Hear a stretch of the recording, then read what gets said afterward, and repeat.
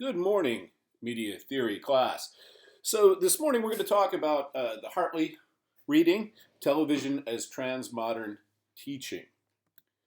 So to get started, I want to talk a little bit about Hartley's hypothesis. This is not maybe as difficult as some of the other pieces we've read, but it still can be a challenge. So I want to talk a little bit about what Hartley is getting at. So Hartley's primary argument is that TV is a transmodern medium, meaning that it transcends and brings together modern, pre-modern, and postmodern aspects of contemporary life by using oral domestic discourses to teach vast lay audiences modes of citizenship and self-knowledge. So what does that mean? That's a complicated phrase, right? So what Hartley is saying is that TV, he's trying to make an argument that TV, even though it was invented and popularized in the modern era, contains elements that are pre-modern, modern, and postmodern in terms of its presentation. So ultimately, Hartley's saying, sure, this is a modern instrument, but the way that it operates, or rather, it operates in pre-modern, modern, and postmodern ways. And in doing so, it teaches its audience things that are primarily about citizenship and knowledge of the self. It teaches us where we fit in, how we figure into society more broadly, and it teaches us about ourselves. Now, he goes on to argue that TV, in this sense, has replaced the church as the primary site of education concerning issues of self-knowledge. So what he's saying here is that, again, TV uses pre-modern, modern, and postmodern communication methods to teach people about who they are and where they figure into the larger society, and that this used to be the job of the church, right? Primarily the Catholic Church in the Western world. For over 1,000 years, the church did this, right? It let people know sort of where they fit in, where they stood in the social order, and let them understand their roles in society, in the family, and gave them a sense of identity. And Hartley is arguing that since society has become increasingly secular, as we've moved away from religion, TV has replaced the church in this role. So this is his overall argument. And let's dig a little bit further in here. So to understand Hartley's hypothesis, you kind of have to understand these terms of pre-modern, modern, and postmodern. So what Hartley is discussing here then is three kind of distinct time periods, with the pre-modern period being understood as the time prior to the Enlightenment, or sometimes the Industrial Revolution, depending on how you look at it. And we have to understand that during this time, the majority of communication was oral. So prior to the Enlightenment, during the Dark Ages, for example, we didn't write a lot of things down. Stories, lessons, and so on were transmitted through speaking, right? Through speaking to one another. And in the West, the Catholic Church was one of the strongest forces in this environment for at least 1,000 years. So you might think, oh, well, it's the church, so people read the Bible, and this isn't correct, right? For the vast majority of this 1,000 years or minimum of 1,000 years of the reign of the Catholic Church as one of the most influential institutions on the planet, the vast majority of the people going to church couldn't read. The only people that could read were aristocrats or members of the clergy. Indeed, when they go to religious ceremonies, religious services, and the like, these services traditionally were conducted in Latin. So this created another barrier to understanding for the vast majority of lay people or regular people not affiliated with the church. That's what I mean by this term, lay people. So people would go to church and they would be told the stories of the Bible, and oftentimes they couldn't even understand them when they were being told to them because they were told in Latin. Now, the modern period follows, and in the modern period, We see a reliance on science and reason, a much greater, over time, of course, we see a rise in literacy. And so during this period of time, we see great technological achievements. And traditionally, we understand these achievements as progress. So the television, the telegraph, the telephone, the record player, and so on. These are all modern movies, right? These are all technological advancements that came along during the modern era. Okay, so from there we go to what we call the postmodern era or the postmodern period, and this follows the modern, and it begins after World War II, but usually understood to get underway in the late 1960s. And it, as opposed to modernity, it's characterized by less faith in science, a greater belief in subjectivity.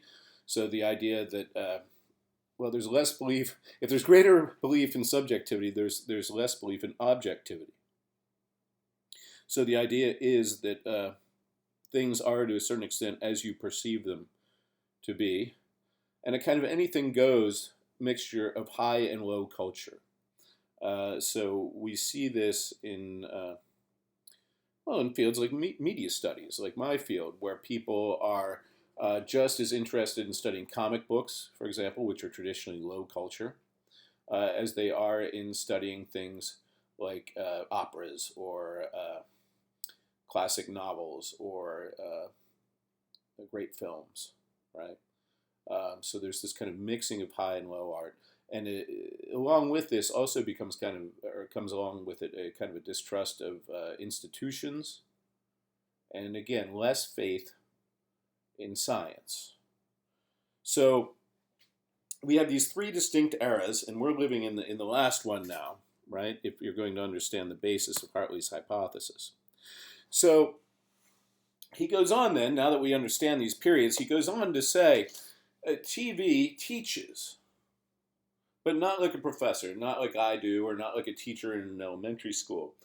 Uh, Television, he says, is a social institution of teaching in a transmodern anthropological perspective. And what he means by that is that we don't watch TV and learn the same way that we do when we go to class. Rather, we watch TV and we pick up cues and kind of understand how things are supposed to work in the world by watching the stories that are told on television.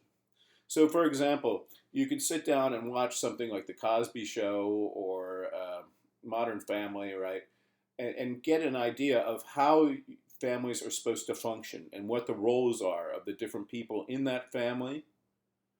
We could watch different shows and get an idea, like we could watch a show like Curb Your Enthusiasm, for example, and get an idea of how society is supposed to function, what's considered polite, what's considered reasonable, and so on, and what our role is within the greater social picture, right?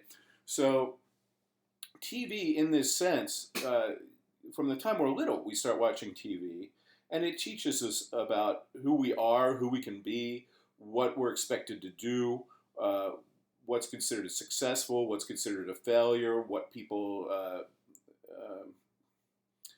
endorse, what people frown upon, right? We learn all kinds of things from the media, and Hartley's saying, listen, TV's in everybody's house. And he's writing this before the internet, but he says TV's in everybody's house and it's on all the time, and we're picking up all this information. We're learning so much from it, and we don't even realize we're doing it because it's not set in a formal kind of institutional setting like a school or a college or university.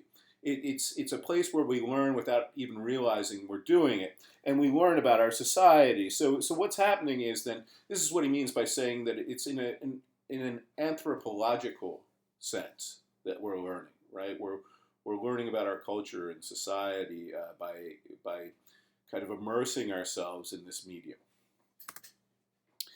So he goes on and argues that in the past, up until the 17th century, teaching was done primarily by three different institutions. And he breaks these up into the family, work, and church. And he subdivides these further. Well, not he doesn't subdivide them, but he specifies what each one of these subcategories teaches or taught. And he says, people were formed to themselves by the family, right? It's within the context of mother, father, brother, sister that you kind of learn who you are and where you fit into that function. We were formed into our roles in society through things like apprenticeship and craft. So through the workplace, right? You have to remember that prior to the 17th century, most people didn't attend college. Most people couldn't even read. So the way that you learned how to ply a trade was by being an apprentice, for example. And it was there that you learned your role as an apprentice and then worked your way up through a sociological system, a hierarchy, where you performed different tasks and progressed. And then he says, finally, we were formed into souls by the church, right? So the church is where we learn things like right and wrong and how to behave and so on. Many of the moral or ethical dilemmas that people faced were addressed by the church.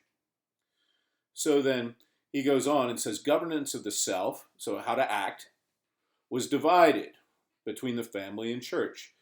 Each reinforced the hierarchies of the other.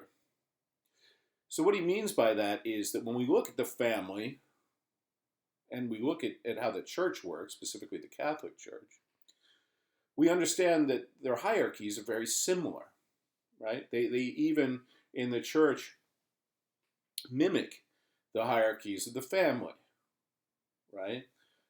So the father in the family, in the traditional family model, has been in charge, right? This is the patriarchy that you hear so much about.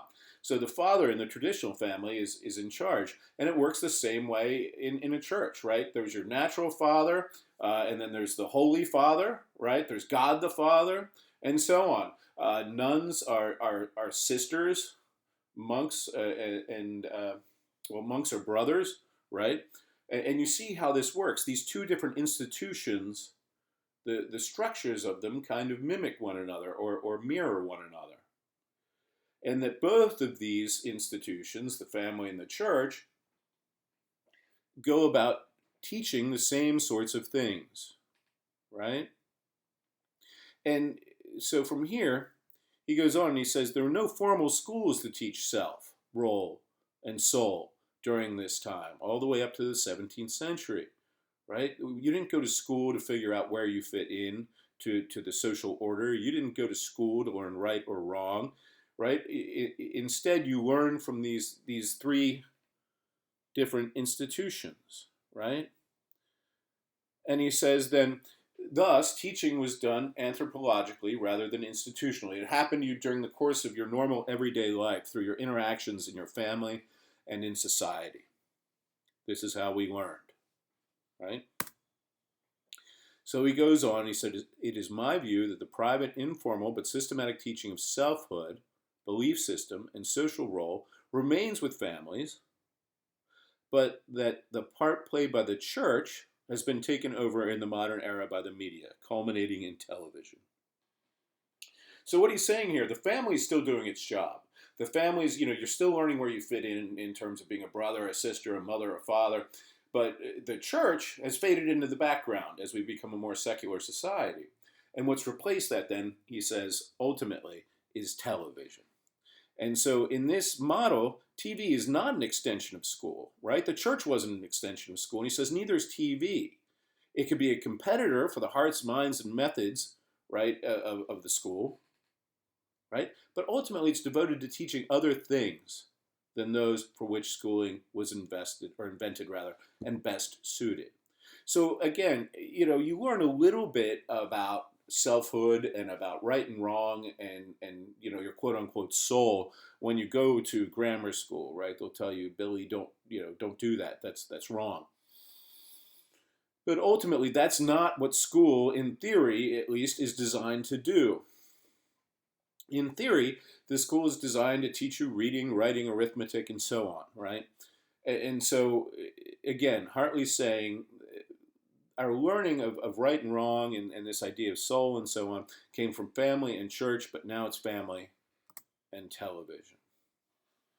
So, as I just said, he goes on, he says, so, what does school do? And he says, well, school primarily teaches print literacy And in the pre-modern era, the family and the church operated through oral traditions, right? So he says TV then has inherited this tradition of non-literate teaching. So what he's saying here is that when you go to school, you do book learning, right? For lack of a better term. You go to school and you learn with books. Now, in the pre-modern era, the family and the church operated together through oral tradition. So you were told instead of reading. And he says TV has inherited this tradition. TV tells you through stories, through oral tradition, how to behave and let you fit in. It's not book learning. TV uses story, sight, and talk, dialogue, rather than quote unquote book learning. So based on this premise, then, he sets up and he says, well, if TV is teaching, then we need to think of television differently than how we've thought about it in the past. So the first thing he says is we don't need to think about TV as an ideological weapon of the ruling class, but as a form of intergenerational communication.